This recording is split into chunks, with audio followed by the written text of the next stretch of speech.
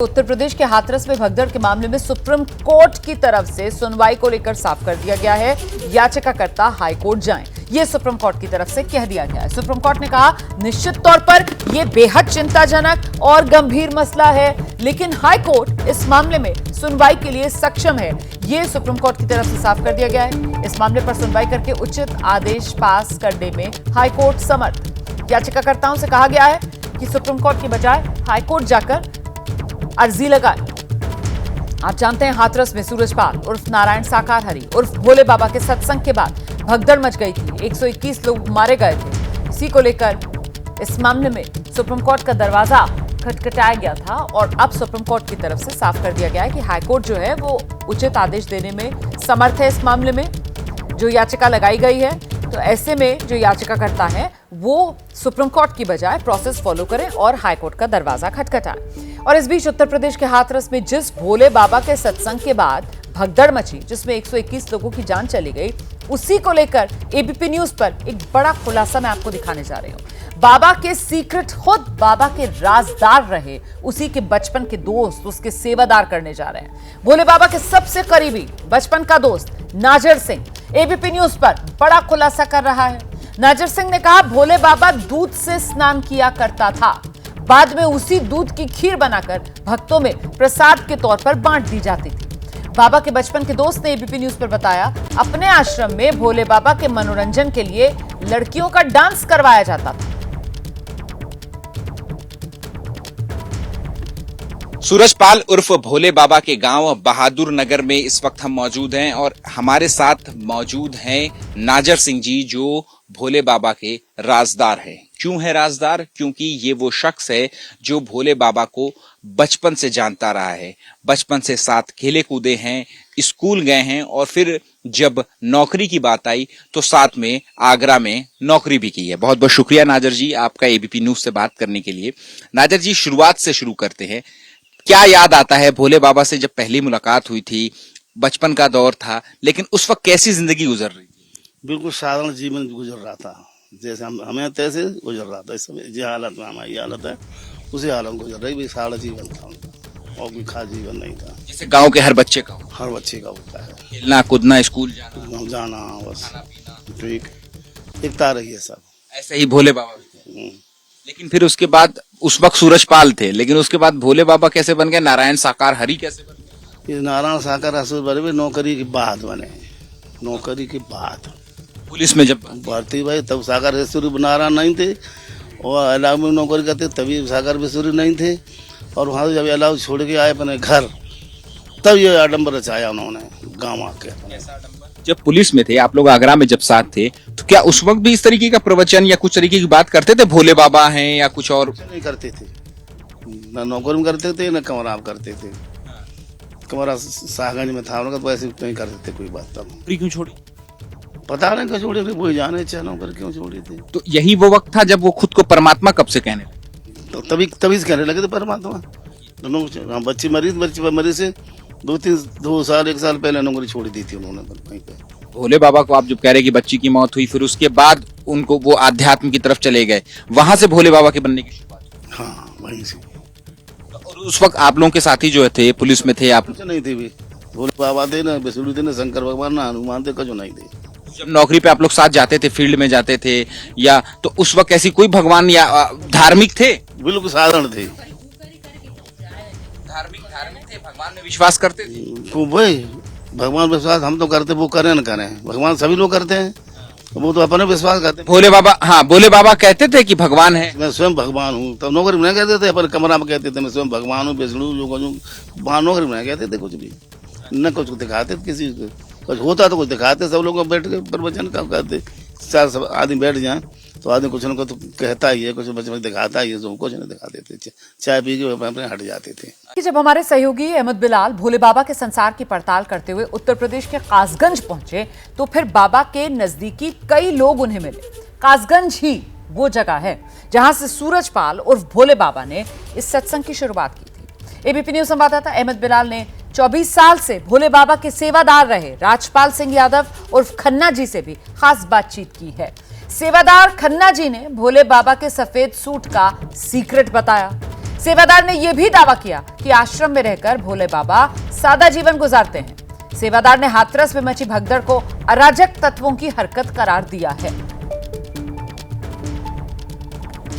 सूरजपाल जाटव उर्फ भोले बाबा की शुरुआत कहां से हुई, एबीपी न्यूज आपको बताने जा रहा है। कासगंज के बहादुर नगर की जिस जमीन पर हम इस वक्त मौजूद हैं, यही वो जगह है जहां से भोले बाबा ने सत्संग की शुरुआत की थी सन 2000 यानी आज से 24 साल पहले। और ये वही जगह है जहां पर पहली बार भोले बाबा का जो सिंहासन है वो लगा था और यहीं से कुछ हजारों की भीड़ को प्रवचन देते हुए उन्होंने अपने आध्यात्म की शुरुआत जो है वो की थी। और देखते देखते उनके जो समर्थक हैं, उनके जो श्रद्धालु हैं, उनकी संख्या जो है वो लाखों में पहुंच गई। और ये आज ये आश्रम एक भव्य आश्रम के तौर पर जो है वो ये जमीन जो है उसको डेवलप किया गया है। कैसे जो है वो उनके श्रद्धालु बड़े हैं और उनकी जो दैवीय शक्ति जिसके बारे में बोला जाता है उसके जो राजदार हैं वो हमारे साथ इस वक्त बात करने के लिए मौजूद हैं। खन्ना जी बुलाते हैं उन्हें इस इलाके में। सर, सबसे पहले तो अपना असली नाम बताइए। हमारा नाम वैसे तो राजपाल सिंह यादव है। राजपाल सिंह यादव जी, आप भोले बाबा के राजदार हैं, यानी कि शुरुआत से आप उनके साथ रहे। राज वाली कोई बात ही नहीं है। ये राजदार जो कह रहे हो ना, ये तो हमारी समझ से बाहर है। क्यों, क्या यहाँ सत्य का खेल है। आप जो राजदार या ये टाइटल वाले सेवादार के हिसाब से बात करें, समझ रहे हो ना। हम ये कह रहे हैं क्योंकि आप जी दो तो लोगों को जहाँ होता है वहाँ होता है, यहाँ कोई भी राज नहीं है। यहाँ कोई भी राज नहीं है, ठीक है।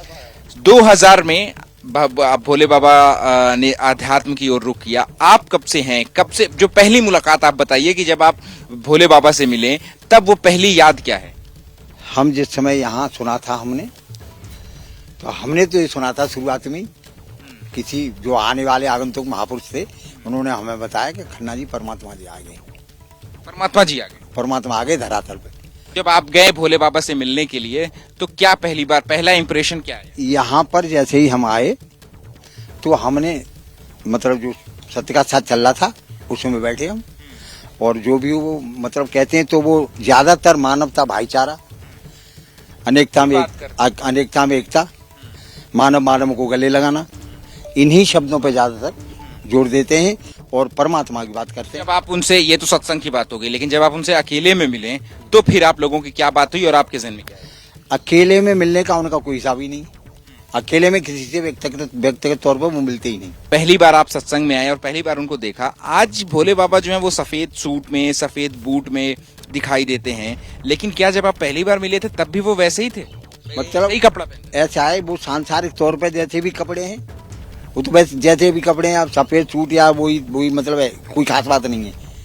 वो हर तरीके के कपड़े पहन लेते हैं, जैसे हमारा आपका रंग ऐसा है या ऐसा है, किसी भी रंग के कपड़े पहनते। लेकिन जितने भी वीडियोस आए हैं बाबा के प्रवचन देते वक्त के, उन सब में वो सफेद रंग में ही दिखाई देते हैं। सफेद जूता भी उनका सफेद होता है, शर्ट भी सफेद होती है, कोट भी सफेद होती है, पैंट भी सफेद होती है। इसका कोई महत्व है या सूट बूट का कोई महत्व? ऐसा है कि सूट बूट का महत्व नहीं और न इसका कोई महत्व है।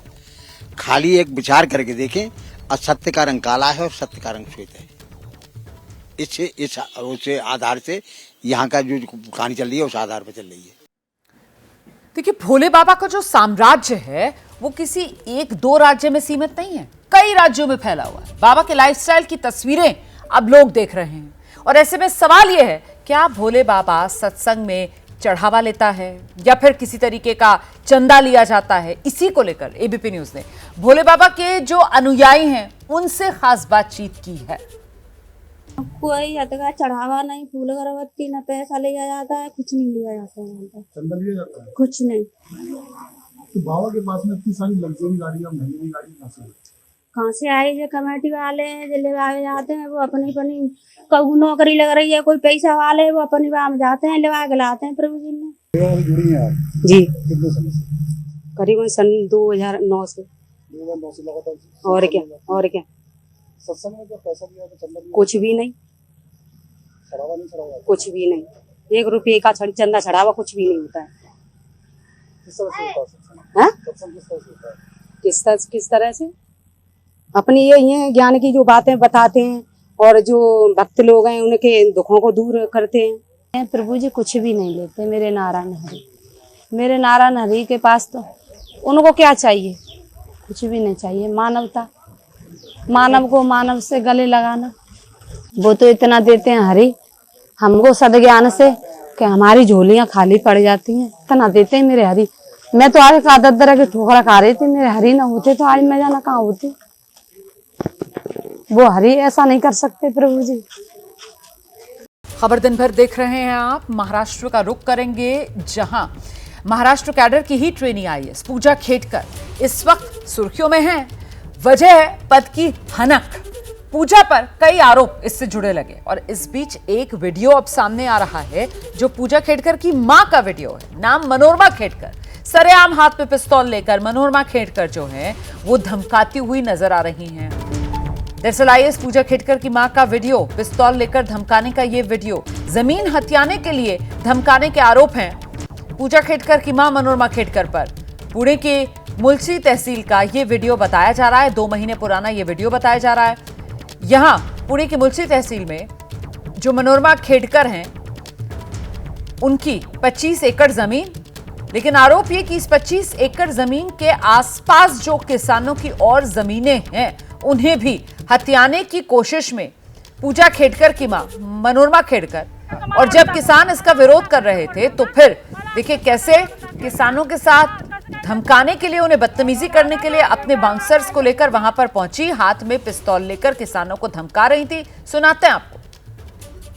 माझी पण जागा आहे, कागद 7-12 माझ्यावर आहे, 7-12 माझ्या नावावर कोर्टाचं मला आणून दाखवायचं कोर्टाचा, मला अगोदर कोर्टाचा आणून दाखवायचा। हा कसं काय करतात बघतो। जागा माझी। तो ये मनोरमा खेडकर हैं, पूजा खेडकर की मां, और देखिए 2 महीने पुराना ये वीडियो जिसमें वो धौंस जमाती हुई एक गरीब किसान पर नजर आ रही हैं, जमीन को लेकर उससे बहस कर रही हैं, हाथ में पिस्तौल है और आसपास उनके बाउंसर्स नजर आ रहे हैं जिनको लेकर वो इस किसान को धमकाने के लिए पहुंची। 25 एकड़ यहां पर जमीन है, जमीन पूजा खेडकर के नाम ही बताई जा रही है, जिसकी पावर ऑफ अटॉर्नी उनकी मां मनोरमा खेडकर के पास है। और इसी जमीन के आसपास की जो और जमीन है, जो अन्य किसानों की जमीन है, कहीं ना कहीं उस जमीन को लेकर भी यहाँ धौंस जमाती हुई वो नजर आ रही है। अभी तक जो जानकारी मिल रही है उसके मुताबिक ये तमाम डिटेल्स मैं आपको दे रही हूँ कि आसपास के जो किसान हैं वो उस जमीन पर अपना हक बता रहे हैं, लेकिन यहाँ मनोरमा खेडकर जो हैं वो उन जमीनों पर अपना अधिकार बता रही हैं। और देखिए किस तरीके से धौंस जमाती हुई, हाथ में पिस्तौल है, गौर से देखिए आप, हाथ में पिस्तौल जो है लगातार वो किसान की तरफ पिस्तौल का मुंह करके किसान को धमकाती हुई इस वीडियो में नजर आ रही हैं। ये वायरल वीडियो 2 महीने पुराना है। इसको लेकर किसानों ने, जो स्थानीय पुलिस है, उसमें शिकायत भी की, लेकिन कुछ हुआ नहीं। ये किसानों का आरोप है कि रसूख इतना है, दबदबा इतना है इस पूरे परिवार का कि अभी तक इन पर कोई एक्शन नहीं हुआ। लेकिन अब जिस तरीके से पूजा खेडकर सुर्खियों में आई, उसके बाद फिर से ये मामला भी सामने है। एक अफसर का काम जनता की सेवा करना होता है, लेकिन अगर वही अफसर सिस्टम को ताक पर रखकर रौब झाड़ने लगे, नखरे दिखाने लगे, तो फिर इसी तरह की तस्वीरें सामने आती हैं। यही महाराष्ट्र की ट्रेनी आईएएस अफसर पूजा खेडकर के साथ हुआ। पुलिस उनके घर पहुंची ये जानने के लिए कि जब परमिशन नहीं थी तो ऑडी कार पर लाल नीली बत्ती कैसे लगा ली, वीआईपी नंबर का क्या चक्कर है, ऑडी कार है किसके नाम पर, लेकिन अंदर से कोई रिस्पॉन्स नहीं मिला। अरे मैं ट्रैफिक इंस्पेक्टर हूँ, यहाँ पे मैं गश्त करता हूँ, तो देखने के लिए आया मैं वो गाड़ी यहाँ पे है क्या। अच्छा। बस पूजा खेडकर को लेकर पूरे देश में चर्चा है, उनके वीडियो वायरल है। वो पुणे में सहायक जिलाधिकारी के पद पर थी, लेकिन मनचाही केबिन पाने के लिए सीनियर अफसरों के केबिन में दाखिल हो गई थी। ट्रेनी अफसर को लेकर बताया जा रहा है कि अलग केबिन के अलावा पूजा ने अलग से कार, अलग चपरासी और रहने के लिए बंगले की मांग तक कर डाली, और अफसर की गैरहाजिरी में उनके ऑफिस का सोफा सामान निकालकर अपने ऑफिस में रख दिया। हालांकि पुणे के जिलाधिकारी ने पूजा की शिकायत की, रिपोर्ट सौंपी और वो अब वाशिम पहुंच गए। लेकिन पूजा को लेकर बात सिर्फ इतनी भर नहीं है। ट्रेनी आईएएस अफसर को लेकर बात उनके सिलेक्शन की जांच तक पहुंच गई है। कहा जा रहा है कि उन्होंने खुद के बारे में फर्जी सर्टिफिकेट दिखाए। उन्होंने 2-2 प्रकार की सहूलियतें तो ले ली, इसके बावजूद उनको जो उन्होंने एक पिटीशन है उसमें खुद बोला है कि मैं मेंटली इल हूँ, मेंटली मुझे प्रॉब्लम है। जिन सर्टिफिकेट्स की बात हो रही है उनकी डिटेल्स भी समझ लीजिए। असल में यूपीएससी एग्जाम देने के लिए पूजा ने डिक्लेयर किया था कि वो विजुअली इम्पेयर्ड है और मानसिक तौर पर बीमार भी, यानी दिव्यांग। इसका सर्टिफिकेट भी दिया गया। लेकिन जब आईएएस के लिए चुन ली गई तो बार बार बुलाने के बावजूद मेडिकल बोर्ड के सामने ना तो दस्तावेज दिखाए न खुद पेश हुई। बाद में ट्रिब्यूनल ने उनके खिलाफ फैसला दिया, लेकिन 2023 में पूजा ने विकलांग अधिकार अधिनियम 2016 के तहत हलफनामा दिया और उसके बाद उनकी नियुक्ति मंजूरी हुई। 10% की सहूलियत उनको एससी होने की वजह से मिली और 5% उनकी नज़रों में कुछ प्रॉब्लम है, इसलिए मिल गई, इसलिए 15% टोटल मिले। और ये जो पुणे में हुआ ये तो आपने देखा है कि उनको होम टाउन मिल गया। एक्चुअली गवर्नमेंट सर्विसेज पे होम टाउन ये बहुत सर्विसेज के आखिरी में मिलते हैं उनको, लेकिन प्रशिक्षणार्थी के तौर पर भी होम टाउन मिला। ये भी इसका मतलब साफ जाहिर है कि इनके पीछे कोई ना कोई पॉलिटिकल ताकत है, इसकी वजह से ताकत है, इसके बिना ये हो नहीं सकता। पूजा खेड़कर ने यूपीएससी परीक्षा में बैठने के लिए खुद को नॉन क्रीमी ओबीसी कैंडिडेट बताया था, जबकि उनके पिता ने चुनावी हलफनामे में कुछ और ही कहा है। पूजा के पिता दिलीप खेड़कर ने लोकसभा चुनाव 2024 में वंचित बहुजन आघाड़ी के लिए महाराष्ट्र के अहमदनगर से चुनाव लड़ा था। उनके हलफनामे के अनुसार उनके पास 40 करोड़ रुपए की संपत्ति है। ऐसे में सवाल उठता है कि अगर उनके पास 40 करोड़ रुपए की संपत्ति है तो उनकी बेटी पूजा ओबीसी की नॉन क्रीमी लेयर में कैसे आ गई? नखरेबाज ट्रेनी अफसर के ओबीसी सर्टिफिकेट को लेकर भी सियासत का दौर शुरू हो चुका है। सत्तारूढ़ शिवसेना के नेता संजय निरुपम ने इस पूरे मामले की जांच की मांग की है। और आइए अब सीधा आपको लेकर चलते हैं प्रेस कॉन्फ्रेंस जहां पर की जा रही है बीजेपी की तरफ से। Any other officer authorized should have reason to believe any person has been guilty of an offence punishable under the act, he may arrest such a person. और सुप्रीम कोर्ट ने क्या पाया? सुप्रीम कोर्ट ने ये पाया कि investigating agencies के पास sufficient material था सेक्शन 19 की रिक्वायरमेंट प्रूव करने की। सेक्शन 19 की क्या रिक्वायरमेंट है? कि आप प्राइमा फेसी दोषी हैं उस गुनाह के। इसका मतलब है आज सील ऑफ अप्रूवल लगाई है सुप्रीम कोर्ट ने। ये जो इंटरिम बेल मिली है माननीय मुख्यमंत्री अरविंद केजरीवाल जी को, ये सिर्फ इसलिए मिली है क्योंकि एक point of law larger bench को रिफर करा गया है। जब भी कोई चीज लार्जर बेंच को रिफर करी जाती है उसकी सुनवाई में थोड़ा समय लगता है, लेकिन इसमें दो बातें बहुत महत्वपूर्ण हैं। कुछ दिन पहले ईडी ने एक बहुत ही डिटेल्ड चार्जशीट कोर्ट के समक्ष रखी थी। उस चार्जशीट के तहत व्हाट्सएप चैट्स, साक्ष्य और बाकी के बाकी तथ्य देखकर ये पता चला था कि माननीय मुख्यमंत्री अरविंद केजरीवाल जी शराब घोटाले के किंग पिन हैं। उनके बहुत ही नजदीकी निकटतम रिश्ते हैं बाकी को अक्यूज्ड के साथ, और उनके निर्देश पर माननीय मुख्यमंत्री अरविंद केजरीवाल जी की जो साठगांठ है बाकी को अक्यूज्ड के साथ, उन्हीं के कारण 100 करोड़ रुपए तक के किकबैक्स आम आदमी पार्टी के सरगना श्री अरविंद केजरीवाल जी ने लिया है शराब घोटाले में। उस 100 करोड़ रुपए में से 45 करोड़ रुपीस आम आदमी पार्टी की गतिविधियों के लिए इस्तेमाल हुए गोवा चुनाव में, और इसी के कारण आम आदमी पार्टी पहली पार्टी बनी है भारत के इतिहास में जो भ्रष्टाचार में इतनी लिप्त है कि उसको भी अभियुक्त बनाया गया चार्जशीट में। आज सुप्रीम कोर्ट ने एक और बहुत बड़ी ऑब्जर्वेशन दी है। सुप्रीम कोर्ट ने कहीं ना कहीं डायरेक्शन नहीं दी, लेकिन एक इशारा जरूर करा है। सुप्रीम कोर्ट ने यह इशारा करा है कि जब भी कोई भी कॉन्स्टिट्यूशनल फंक्शनरी इस प्रकार के अपराध में लिप्त होता है तो उसको अपने पद से इस्तीफा देना चाहिए।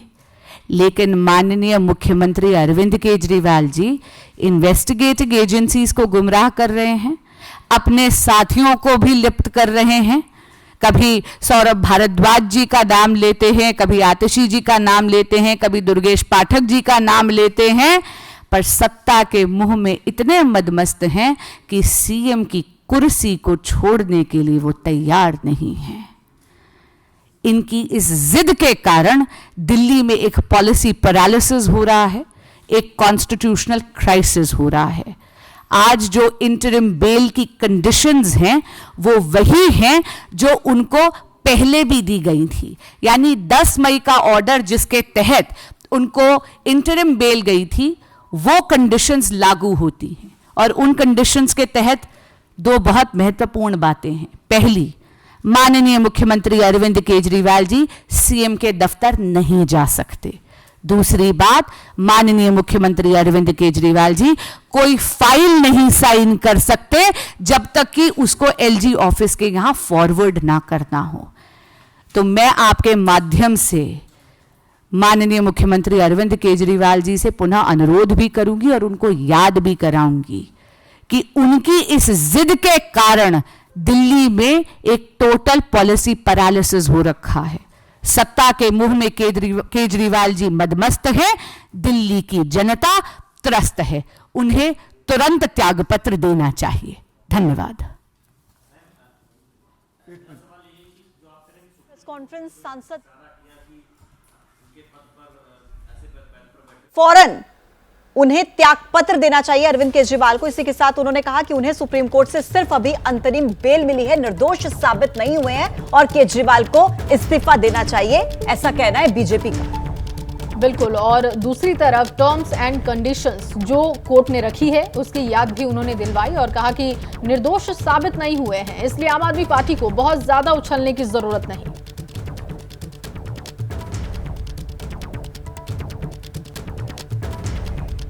मैं पूछना चाहती हूं, 60 से ज्यादा विधायक हैं उनके पास, क्या उनकी पार्टी में टैलेंट का इतना अकाल पड़ा हुआ है कि एक भी उनका विधायक सीएम की कुर्सी का कार्यभार उठाने के लिए कॉम्पिटेंट नहीं लगता उन्हें? और देखिए, बाढ़ बारिश की वजह से जो मुसीबतें पैदा हो रही हैं, जिस तरीके से जल विस्फोट हुआ है, बात करेंगे उन खबरों की।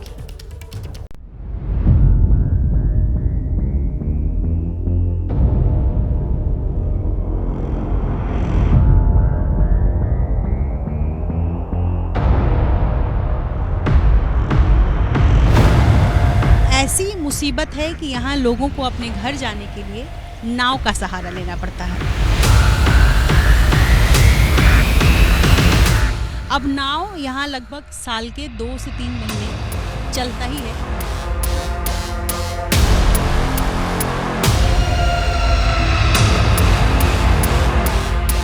छत नहीं है और सिर्फ एक टेम्परेरी किसी तरीके से टीन का शेड डाल करके लोग अपना काम चला रहे हैं।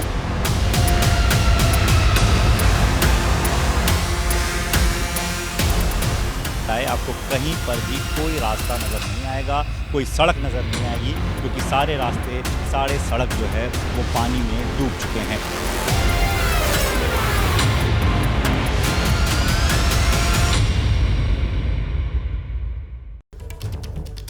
और चलिए सबसे पहले आपको बड़ी खबर दे दे। उत्तर प्रदेश के शाहजहांपुर से ये बड़ी खबर सामने आई है, जहां मेडिकल कॉलेज में पानी घुसा, मरीजों को अस्पताल से शिफ्ट किया जा रहा है। ये बड़ी जानकारी आपको दे रहे हैं। देखिए, बाढ़ की चपेट में शाहजहांपुर भी है, जहां पर मेडिकल कॉलेज में पानी घुसा, जहां से अब मरीजों को शिफ्ट किया जा रहा है। तो ये देख लीजिए तस्वीर, और ये मेडिकल कॉलेज की तस्वीर है शाहजहांपुर की, जहां पर हालात देखिए किस तरीके से बद से बदतर हो चुके हैं। मरीज जो अपना इलाज कराने के लिए यहां पर पहुंचे थे, उन्हें ऐसी परेशानी के समय में और ज्यादा परेशानी भोगनी पड़ रही है, क्योंकि पानी किस तरीके से अस्पताल परिसर के भीतर भरा हुआ है, ये आप इस वीडियो में देख सकते हैं। और ये बारिश की वजह से शाहजहांपुर के अस्पताल का हाल है, मेडिकल कॉलेज की ये स्थिति है, जहां पर मरीज अपना इलाज कराने के लिए पहुंचे, लेकिन उन्हें और ज्यादा परेशान होना पड़ रहा है। और वजह है किस तरीके से यहाँ पर पानी का जल जमाव हुआ है, पानी की निकासी नहीं हो पाई है, जल जमाव की स्थिति, और कैसे यहाँ पर जो लोग हैं, मरीजों के साथ आए हैं, ये जो मरीज हैं वो परेशान हैं और मरीजों को यहाँ से शिफ्ट करना पड़ रहा है, क्योंकि स्थिति जो है वो यहाँ पर खराब नजर आ रही है। बिल्कुल, और ये जो तस्वीर हम दिखा रहे हैं वो शाहजहांपुर की है, लेकिन उत्तर प्रदेश के अलग अलग जगहों की तस्वीर इस वक्त हमने दर्शकों के सामने रखी है। देखिए, बाराबंकी, गोंडा, शाहजहांपुर, कुशीनगर, लखनऊ, लखीमपुर खीरी और श्रावस्ती के साथ ही गोरखपुर की तस्वीर हमने सामने रखी है, जिसमें आप देख सकते हैं कि किस तरीके से हर जगह पानी ही पानी आपको दिखाई दे रहा है। यानी कि उत्तर प्रदेश के कई इलाके इस वक्त ऐसे हैं जो कि पूरी तरीके से बाढ़ की चपेट में हैं। वहां पर राहत पहुंचाने की कोशिश की जा रही है, सुरक्षित जगहों पर लोगों को पहुंचाया जा रहा है, लेकिन ग्राउंड पर स्थिति अभी ऐसी है कि लोग राहत की उम्मीद लगाए बैठे हैं, क्योंकि कई इलाकों में अब तक राहत सामग्री नहीं पहुंच पा रही है। चाहे आप अस्पतालों की बात कीजिए, घर की बात कीजिए, गाड़ियों की बात कीजिए, सब कुछ पानी में डूबा हुआ दिख रहा है और कमोबेश स्थिति एक जैसी यहां पर दिखाई दे रही है। और अब बड़ी जो जानकारी है वो आपको दे दे अलग अलग राज्यों को लेकर भी। आज भी देश में कई राज्यों में भारी बारिश का अलर्ट है। उत्तराखंड में आज बारिश का ऑरेंज अलर्ट है, बिहार में भी बारिश का ऑरेंज अलर्ट। पश्चिम यूपी की बात की जाए, यहां पर येलो अलर्ट है। पूर्वी यूपी में ऑरेंज अलर्ट, जबकि हिमाचल, पंजाब, हरियाणा में येलो अलर्ट है। महाराष्ट्र में भी बारिश का ऑरेंज अलर्ट जारी किया गया है, यानी कि अभी मुसीबत थमने वाली नहीं है और आपको सतर्क रहना है।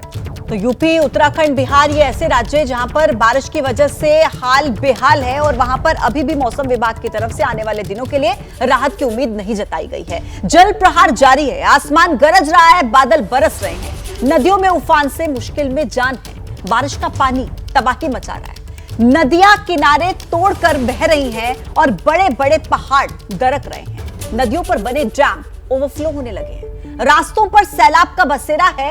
यहां तक की हालात ऐसे कि घरों के अंदर तक पानी है, हर तरफ इतना पानी कि जिंदगी सिसक उठी है। तस्वीरें आपके टीवी स्क्रीन पर है ना, वो आप देखिए। असम, राजस्थान, उत्तराखंड, उत्तर प्रदेश, बिहार, मध्य प्रदेश, महाराष्ट्र, गुजरात, किस तरीके से पहाड़ी इलाकों से लेकर के मैदानी इलाकों तक डबल डेंजर की तस्वीर है। एक तरफ उफनती नदियां और दूसरी तरफ लैंडस्लाइड, जिसकी तस्वीरें लगातार सामने आ रही हैं, लोगों को डरा रही हैं। बारिश और बाढ़ ने देश के कोने कोने में कैसे हाहाकार मचा कर रखा है, उसकी तस्वीरें आपकी टीवी स्क्रीन पर है। लेकिन इस बीच नेपाल में लैंडस्लाइड हो गया और उसकी वजह से नदी के अंदर 2 बसें गिर गई। लापता 65 लोगों में से एक व्यक्ति की मौत की खबर है। 3 को सुरक्षित हालांकि बाहर निकाल लिया गया। मदन आश्रित मार्ग पर ये दोनों बसें जा रही थी और बस में 65 यात्री मौजूद थे और अभी लोग लापता हैं। त्रिशूली नदी, जिसमें 2 बसें गिर गई नेपाल में लैंडस्लाइड की वजह से। और हादसे में एक बस ड्राइवर की भी मौत हो गई है। देखिए, मदन आश्रित मार्ग पर ये दोनों बसें जा रही थी और उसी वक्त ये हादसे का शिकार हो गई। नेपाल में लैंडस्लाइड हुआ और ये बड़ा हादसा सामने आया है। त्रिशूली नदी में ये दोनों बसें गिरी, जिसकी वजह से बताया जा रहा है कि अब तक जो जानकारी मिल रही है कि 65 लोग लापता हैं। 3 लोगों को सुरक्षित बाहर भी निकाला गया है, लेकिन एक व्यक्ति जो कि इस बस को चला रहा था, ड्राइवर बताया जा रहा है, उसकी मौत हो चुकी है। 2 तस्वीरें आपको दिखा रहे हैं इस वक्त। देखिए, ये दोनों तस्वीर उस वक्त की है जब एक तरफ हादसा हुआ और दूसरी तरफ जब रेस्क्यू किया गया, उस वक्त की तस्वीर हम आपको दिखा रहे हैं। तो नेपाल की नदियों में उफान से हिंदुस्तान के कई इलाके भी परेशान हैं। सबसे ज्यादा आफत बिहार में आई है। बिहार में इस वक्त जो नेपाल से पानी छोड़ा गया है, उसकी वजह से बाढ़ की स्थिति हो गई है। हाजीपुर की तस्वीर देखिए, सुपौल, गोपालगंज, मुजफ्फरपुर और इसके साथ ही रोहतास और मोतिहारी, ये इलाके ऐसे हैं जहां पर नेपाल की पानी की वजह से बाढ़ की स्थिति बनी है। और आप देख सकते हैं कि किस तरीके से वहां पर लोगों को परेशानी का सामना उठाना पड़ रहा है। चाहे आप हाजीपुर की बात कर लीजिए, सुपौल की बात कर लीजिए, क्योंकि ये वो इलाके हैं जहां पर हर साल नेपाल से जब पानी छोड़ा जाता है तो यहां पर बाढ़ की स्थिति हो जाती है। बाढ़ की चपेट में ये इलाके होते हैं और यहां तक लोगों की परेशानी बढ़ जाती है कि लोगों को अपने गांव और घर छोड़कर जाना पड़ता है, यानी कि लोग यहां से शिफ्ट हो जाते हैं। जब यहां से पानी कम होता है तो फिर लोग अपने घरों तक पहुंचते हैं। गोपालगंज की तस्वीर देखिए, सफर करने के लिए नाव का सहारा लेना पड़ रहा है। बिहार और यूपी के कई जिलों को बाढ़ ने अपनी चपेट में ले लिया है। लोग मदद की दरकार में बैठे हुए हैं और इस बीच कई चौंकाने वाली तस्वीरें भी सामने आ रही हैं, जो तस्वीरें हम आपके सामने रखने जा रहे हैं। और आसमान से जिस तरीके से कुदरत का कहर बरस रहा है, वो भी डराने वाला है। यूपी और बिहार से आई ये तस्वीरें बाढ़ की हालात के साथ दूल्हे राजा के जज्बे को भी बयां करती हैं। जब सब कुछ पानी में डूबा हो, गमों का पहाड़ हो, ऐसे में कुछ लोग जिंदगी का बहुत बड़ा फैसला कर रहे हैं। यूपी में बाराबंकी, सिद्धार्थनगर हो या फिर बिहार का गोपालगंज, कुछ लोग नाव पर सवार होकर ही बारात ले जा रहे हैं। तस्वीरें गोपालगंज जिले के माजागढ़ थाने के भृगुन राउत टोला गांव की है। 2 दिन से गंडक नदी में आई बाढ़ के पानी से पूरा इलाका डूब गया। लेकिन विकास यादव की शादी है, कोई जुगाड़ नहीं हुआ तो नाव की सवारी करनी पड़ी। रिश्तेदार बताते हैं अब दुल्हन को भी इसी तरह नाव से वापस लाएंगे। लेकिन जब बाढ़ अचानक आ गया तो हम लोग क्या करें, यही साधने है, नाव छोड़कर दूसरा कोई साधने नहीं। विदाई होगा, कल लौटिएगा आप लोग तो फिर नाव से ही दुल्हन को ले हाँ, फिर नावे से ले जाएंगे, क्या करेंगे हम। बैंड बाजा और बोट वाली इस तरह की एक और तस्वीर यूपी के बाराबंकी के मोहम्मदपुर इलाके से भी आई। बाराबंकी में पानी का प्रकोप है, कई गांव बाढ़ की चपेट में हैं। सरयू के आसपास के गांव डूबे हैं, लेकिन माधवपुरा के रहने वाले राम आसरी की बेटी की राघव राम से शादी तय थी। शादी की तारीख आई मगर बाढ़ ने दस्तक दे दी। ऐसे में दूल्हे ने दुल्हनिया को लाने के लिए बोट का इंतजाम किया। डीजे बाजा लेकर बाराती नाव पर निकल पड़े और पहुंच गए लड़की वालों के गांव।